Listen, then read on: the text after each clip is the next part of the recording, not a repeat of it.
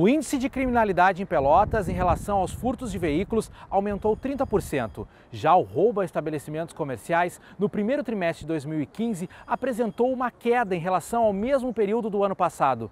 E em 2014, cerca de 550 quilos de drogas foram apreendidos. E o número de homicídios até hoje é de 30 pessoas. Desarticular as grandes quadrilhas que praticam roubos e tráfico de drogas diminui outros delitos, como assaltos a pedestres e estabelecimentos comerciais, como explica o delegado Guilherme Calderipe Costa. A gente sempre tenta priorizar aqueles roubos praticados por quadrilhas, roubos praticados pelos verdadeiros criminosos que nos preocupam mais, né? Então a gente acredita que diminuindo esse tipo de gente na rua, né? Esses grandes criminosos, a gente consegue diminuir os principais tipos de roubo para nós, que são os roubos a estabelecimento comercial e os roubos de veículo, né, que a gente tem diminuído nos últimos anos. E claro que aí, evidentemente, os outros tipos de roubo menores, né, como o roubo a pedestre, a gente vai ter que também trabalhar nesse sentido, mas sempre priorizando aquele grande assaltante, né? Guilherme salienta que drogas como o crack estão intimamente ligadas às ações violentas dos bandidos em ônibus. Os roubos a transporte coletivo já são uma preocupação para nós, apesar de serem casos pequenos, né? Pequeno no sentido de valores, né? O assaltante ele está buscando ali uma quantia pequena em dinheiro, porque o transporte coletivo não movimenta, né? Dentro de um ônibus, dentro de um veículo, não movimenta tanto dinheiro assim. Então, esse tipo de roubo é praticado geralmente por uma pessoa que está querendo um ganho rápido ali para comprar, muitas vezes o crack, né? Os assaltos frequentes no estabelecimento da comerciante Carmen Regina deixam a proprietária e clientes assustados, como descreve os momentos de terror vividos no último roubo, em que os bandidos levaram cerca de R$500 e ainda houve troca de tiros no local. Assustou a população toda, a fila era imensa, eles entraram aqui atrás, nos calçaram no revólver e fizeram a festa, limparam o caixa e ao sair deram um tiro dentro do estabelecimento. Foi terrível. Para o delegado Félix Rafaim, Pelotas é uma cidade violenta e um dos fatores que preocupa a população é o crescente número de homicídios ocasionados por as ações de criminosos capazes de matar pessoas por quaisquer motivos. Pelotas é uma cidade violenta.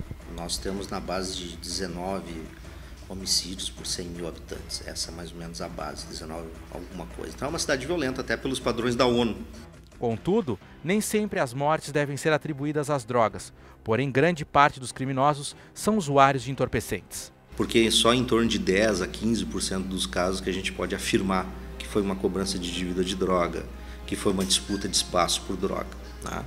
O que eu posso te afirmar pelos inquéritos policiais é que grande parte dos indivíduos são usuários de entorpecentes, mas o fato de ser usuário de entorpecente não significa que automaticamente o entorpecente é o móvel do crime. O delegado complementa que na maior parte dos casos, o perfil dos criminosos e vítimas são homens brancos entre 18 e 40 anos, com um pequeno número de mulheres nas estatísticas. O número de vítimas, incluindo consumado e tentado.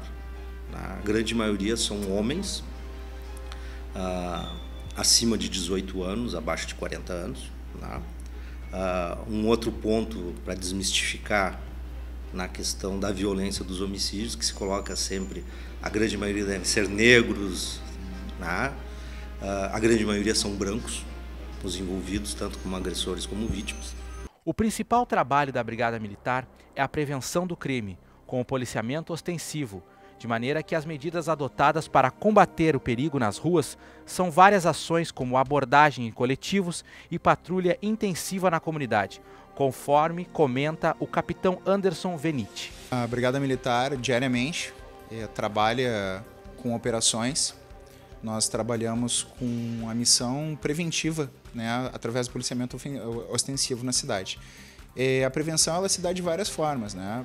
Algumas delas com o policiamento direto, né, o policiamento ordinário direto, outras através de operações cirúrgicas em determinadas situações, como por exemplo ônibus coletivos, né, fazemos abordagens a coletivos, a táxis, trabalhamos em torno das universidades, procurando coibir atitudes criminosas ali em torno das universidades. A dificuldade em equilibrar a relação entre o efetivo policial e o crescimento populacional é um dos fatores que o capitão Venite expõe.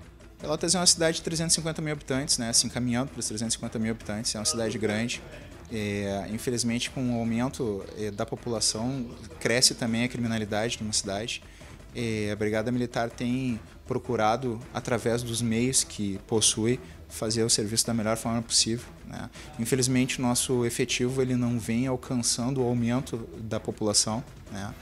E, em virtude disso, nós, ao passar dos tempos, aí, nós sentimos mais dificuldade em conseguir enfrentar todas as demandas, né? Todas as frentes que se aproximam. Os assaltos a transportes coletivos viraram rotina em Pelotas e um dos casos de grande repercussão foi o do motorista da empresa Turf, que foi atingido com um tiro no rosto por 2 homens fortemente armados durante uma tentativa de assalto na Coab Guabiroba.